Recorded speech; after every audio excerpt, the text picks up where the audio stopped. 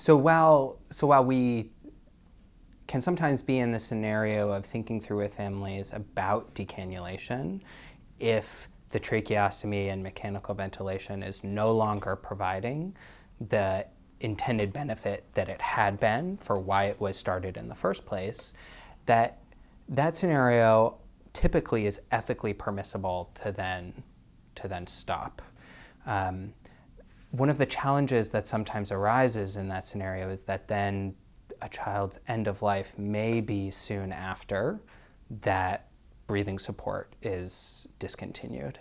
Not necessarily. Children are resilient and sometimes surprise us, but it can be. And so helping a family understand that that is not something that they did. They are not causing that end of life or that death, but they are making a loving decision about understanding that an intervention was started with the intention of providing specific kinds of benefit, and that benefit is unfortunately no longer being provided.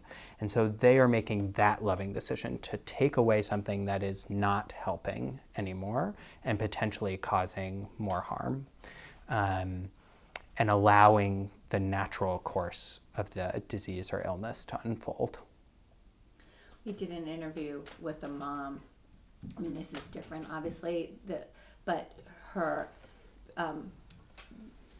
they had intubated their daughter, their infant daughter, because it was a crisis, and then it became clear she had Lee's syndrome. I mean, you may even have seen this daughter. This wonderful family have shared their story on CPN, and for religious reasons, they consulted with their rabbi, and they're very observant, and their rabbi said, in our faith, it would have been okay not to intubate her, but now that she is intubated, we cannot extubate her. Yes. And how distressing that was for everyone. Because of their faith and the rules of their faith, they found a way to be with it because that's what they were told was the law. Yeah. But it was hard. They understood how it had happened in the first place, but then suddenly, oh God. Yes. Yeah. Anyway.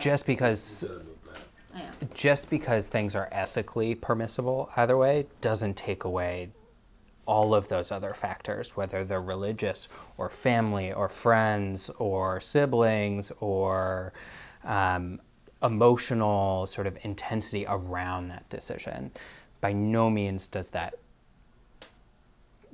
go away with explaining how we as clinicians think about decision making.